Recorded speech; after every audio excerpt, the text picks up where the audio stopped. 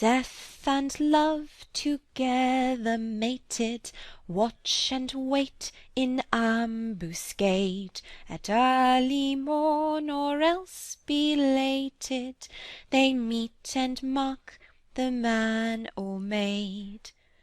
Burning sigh or breath that freezes, numbs or maddens man or maid, death or love the victim seizes, breathing from their ambuscade. There is no sacrifice without blood, without blood.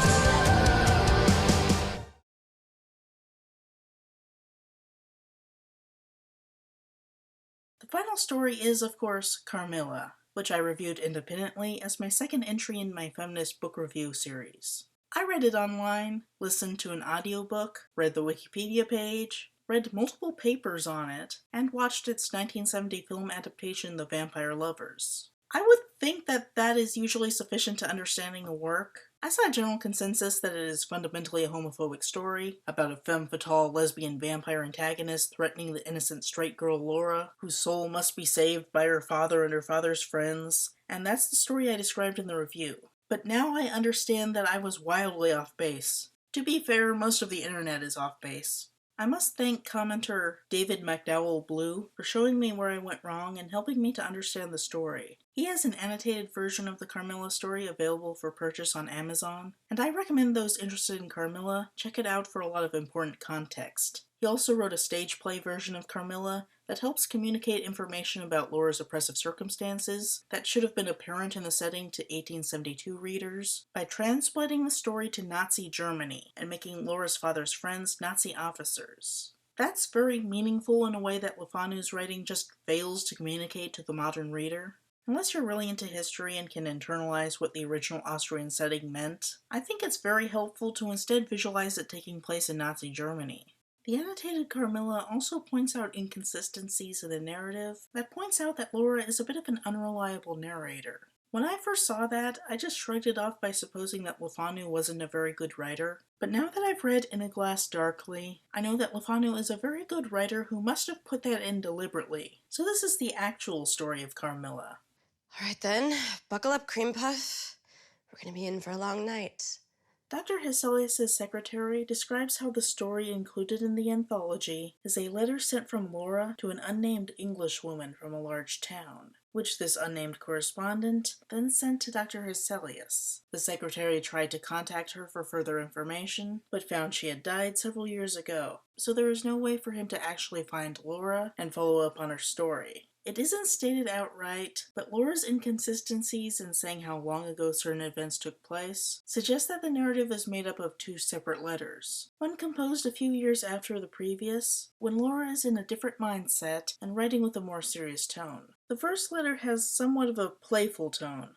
Laura describes her life growing up lonely in a secluded castle in Styria, Austria, which signals to readers that it's equivalent to growing up in an environment as oppressive as Nazi Germany. Her mother died long ago, her father is distant, she doesn't like most of the staff, and she mostly spends her time with her governesses, Madame Perrodon and Mademoiselle de la Fontaine. Laura's earliest memory is of a beautiful woman, Carmilla, appearing in her nursery when she was 6. Carmilla charmed her and then bit her on the breast, an action that is later on shown to be very sensual. So Carmilla is essentially a child molester, undeniably a villainous predator, yet not without her depth. Given the oppressive setting and Laura's total lack of friends, Carmilla is understandably attractive as a friend and as more than that. Young Laura screamed, and Carmilla made with the vanishing act. The staff could tell that someone had been there, but they couldn't explain it and told Laura that she imagined it. A clergyman told her to say her prayers at night, and this possibly kept Carmilla away after that. Eventually Laura stopped praying, and this may have opened her up to attack, or it could just be thematic, hard to say. Carmilla doesn't show up again until years after Laura stops praying. Carmilla enters Laura's life in a similar ploy as the Countess de Saint-Hilaire, baiting Becket. Her malevolent associates, not necessarily vampires, arrange for a carriage accident on Laura's family's property. A woman gets out and presents herself as Carmilla's mother, a noble woman on an urgent mission who needs someone to take care of her poor, weak daughter while she's away. Laura is eager to have a friend, so she persuades her father to help shelter the girl. Laura recognizes Carmilla as the person who attacked her, and Carmilla pretends to recognize Laura from a shared psychic dream they had. Laura accepts that explanation. The two of them become great friends. Laura describes her and Carmilla doing sensual hair-touching, caressing, and other very friendly things, as well as Carmilla delivering a very evocative double entendre about wanting to have sex with Laura, that Laura acts like she has no comprehension of. She used to place her pretty arms around my neck, draw me to her, and laying her cheek to mine, murmur with her lips near my ear, "Dearest, your little heart is wounded. Think me not cruel because I obey the irresistible law of my strength and weakness. If your dear heart is wounded, my wild heart bleeds with yours. In the rapture of my enormous humiliation, I live in your warm life, and you shall die, sweetly die into mine. I cannot help it. As I draw near to you, you in your turn will draw near to others, and learn the rapture of that cruelty which yet is love. So for a while seek to know no more of me and mine, but trust me with all your loving spirit." And when she had spoken such a rhapsody, she would press me more closely in her trembling embrace, and her lips in soft kisses gently glow upon my cheek. Her agitations and her language were unintelligible to me. Carmilla's double entendre took me a really long time to understand. On a surface level, it sounds like she's just talking about being a vampire, wanting to kill Laura, turn her into a vampire, and saying that she's not cruel and is just doing what's natural for predators to do. And then I thought about the French phrase, la petite mort, which is used as a euphemism for having an orgasm, and I thought about how the subject of death is sometimes used in stories as a symbol for orgasm, and then things clicked into place. Carmilla might even be speaking French. There's a note about how Carmilla's mother speaks French, and how Laura, her father, and her governesses are all multilingual and speak different languages around the house. Laura tells her correspondent that she will make no attempt to write out any indication of what language a character is speaking, so it can't be assumed that Carmilla is speaking English just because Laura writes out her dialogue that way. It probably doesn't matter, but I like the idea that Carmilla more overtly hints about what "die sweetly die" actually means by linking it with "la petite mort." Her agitations and her language were unintelligible to me. The most overt explanation is that Laura is an innocent victim of Carmilla, the worldly lesbian, and that Laura has no idea what Carmilla is saying. On the other hand, there is also a sort of playful, teasing tone to it, so we might imagine that Laura knows perfectly what Carmilla means, Was she just and is only teasingly denying any understanding of it. We could imagine that it's like the flirtatious wordplay of an Emily Dickinson poem. It is not necessarily the same depiction as The Vampire Lovers, with an evil lesbian seducing an innocent straight girl. Don't you wish some handsome young man would come into your life? No, neither do you, I hope. I'd like to see one. I wish Carl would come again. He's very handsome. More like the jokes in Cruel Intentions, where the lust-filled teenagers claim to hate sex, but really they love sex, obviously. It's only the stupid adults that can't see that. And in fact, Carmilla has a lot in common with Sarah Michelle Gellar's character Catherine, as this sapphic villain who radiates dominance, and has adults thinking that she's just an innocent schoolgirl. Yeah, in the figurative sense, Catherine is kind of a vampire too, which is hilarious because that's Buffy. We might imagine that Laura and Carmilla could be summed up with this clip from Pitch Perfect 2. Just kidding. Would you like to have sex later? No! Okay, you said no, but you winked. So that's a no then? 100% no. Even without an explicit sexual dynamic, we could speculate that Laura and Carmilla are both attracted to each other and actively interacting in romantic ways before the whole vampire drama even starts. While Carmilla is a predator and not good for her in the strictest sense, she's probably the best influence Laura has ever had in her sad and lonely life, and in that sense, I can get behind a Laura and Carmilla relationship. What's that, Laura Milla? The first letter ends, and the second letter loses the flirty tone and describes the events more matter-of-factly. The way Laura writes does indicate that she starts falling in love with Carmilla, even though she continues to claim ignorance. She goes as far as to suggest that she wonders if Carmilla is a boy in disguise, though she could probably dismiss that outright, since she also alludes to helping Carmilla undress. What she specifically says convinces her that Carmilla is female is the fact that her vampiric languidness is contrary to a state of masculine health, which is an odd bit of casual sexism. Carmilla continues to passionately flirt with her, and she says some extremely domineering things. With gloating eyes she drew me to her, and her hot lips traveled along my cheek in kisses, and she would whisper, almost in sobs, "You are mine. You shall be mine. You and I are one forever." She makes numerous references to love and loving Laura, which is linked to the subject of death. Anytime Carmilla muses about death, she's also thinking about being a vampire. She simultaneously dislikes being a vampire and is eager to turn Laura into a vampire too. Keeping in mind that death is likely symbolic of orgasm, there is also another level of meaning where Carmilla is eager to have sex with Laura. Love will have its sacrifices. No sacrifice without blood. There's an indication that Carmilla has also fallen for Laura and doesn't want to bite her as seems to have been the initial plan, so she delays it for as long as possible. But a vampire's gotta eat, and she preys on every other girl she can get her hands on, which Laura and her father interpret as a sickness threatening nearby villagers, but take no precautions themselves, probably because this is set before germ theory was widely accepted. The annotated Carmilla speculates that it could be set in 1835. Eventually, Carmilla runs out of peasant girls and starts feeding on Laura. Laura tells a story of what she thinks is a dream, where a giant black cat threatens her. It is unspecified what kind, but most adaptations imagine it's a leopard.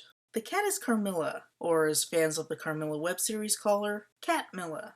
It's a fairly common trope for sexy women to turn into cats. The most satisfying suggestion I saw for where this came from was that it comes from the association between witches and cats. Fair enough. Laura describes how the cat jumps around back and forth, stalking her, and then jumps on her and bites. This is technically fang rape, and the scene has a sexual vibe with a build to a climax with penetration. Laura says very explicitly, I could not cry out, although as you may suppose I was terrified. Given that Laura may be deceptive in her account, let me put forward another suggestion. Terrified is code for turned on. When we depict sexy women turning into cats, we tend to merge the two and make sexy cat women, so maybe there is something like that going on.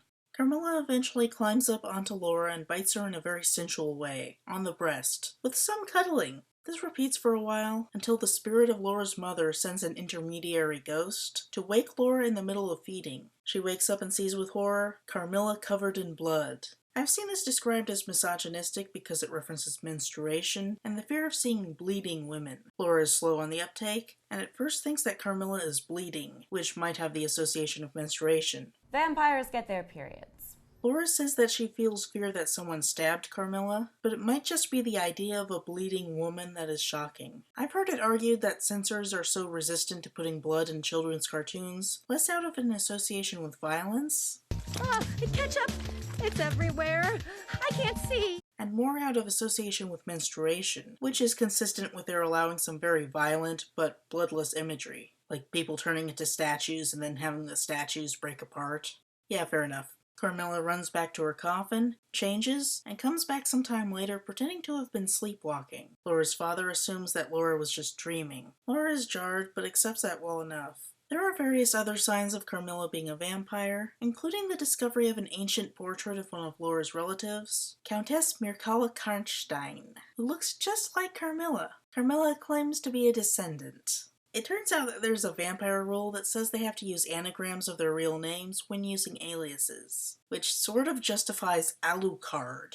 There's also an incident where Carmilla freaks out when Laura sings a hymn. It causes her active discomfort. It can only be made better by Laura holding her hand very tightly. This is an element that shows up in the homophobic and anti-feminist 1953 B-movie Catwomen of the Moon, where Kip has to hold Helen's hand to keep the evil lesbian feminist Catwomen from controlling her mind. But hang on. Hold on tight. Both of these use hand-holding magic as a way to subtly depict the intimacy of lovers. The various vampire hints reach a head when Laura's father's friend General Spielsdorf shows up, and remember, he's basically a Nazi. He takes Laura's father and Laura on a road trip to the Karnstein tomb, saying that Carmilla can catch up with them later. In truth, he's on a vampire slaying mission. The general tells them that he knows Carmilla by the name Millarca. She and her traveling associates pulled the same basic trick on him to get him to shelter her, and she ended up eating his beloved ward, Bertha. Now he's on a mission of revenge. He delivers exposition on how Carmilla is a vampire. Uh-huh.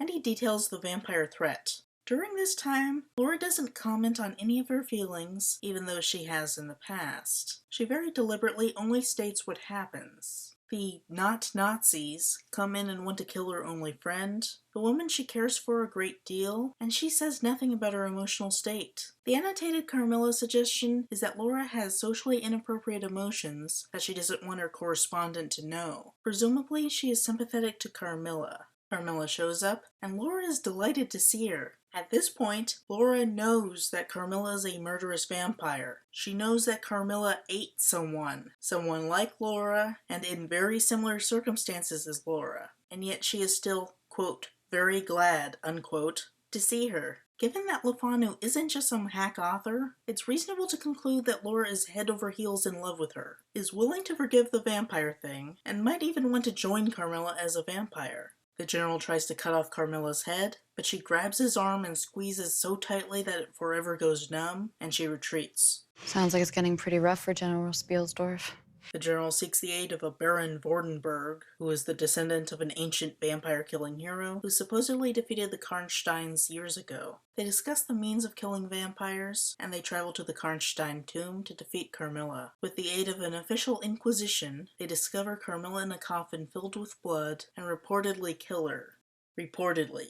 Notably, Laura is not present for this, and can only report it to her correspondent based on reading a document, which could suggest that it didn't go exactly as reported, such as Carmilla could have escaped.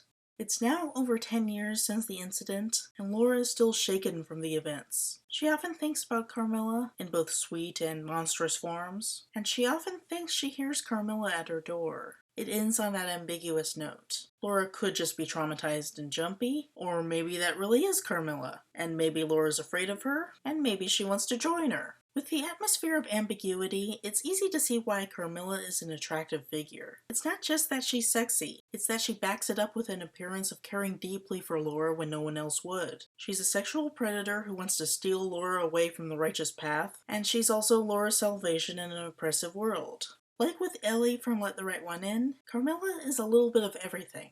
Carmilla is an interesting work. Many Victorian works don't care so much about women or feature women as active agents as is present here. The great feminine focus may be enough to consider it feminist regardless of its content. The idea of having women display their own sexual desires, let alone lesbian sexual desires, is rather remarkable, considering what a shocking taboo that was back then, and I imagine horror fiction being the only means of depicting it. The only way for it to be progressively depicted at all would be in the context of ambiguity, with elements of seduction and oppressive circumstances that would make the lesbian choice more attractive than anything else. I'm not saying Carmilla is necessarily progressive, but it could be, and that ambiguity alone is notable. I've also seen arguments that Carmilla is anti-feminist. She represents the monstrous feminine, men's fear of powerful women. Carmilla is certainly very dominant, and fits into a homophobic evil lesbian trope. Carmilla is also a femme fatale, like that other vampire countess, and represents the evil whore side of the Madonna-whore dichotomy. Those are decent points.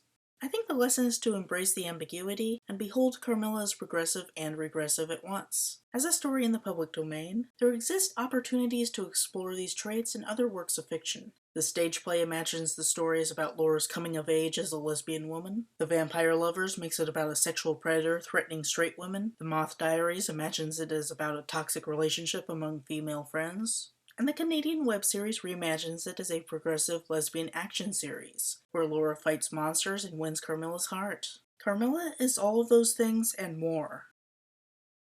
And so concludes In a Glass Darkly, Le Fanu's horror anthology. As a diverse collection of stories associated only by a loose theme, it's hard to pass judgment on it as a whole, but I think it's okay.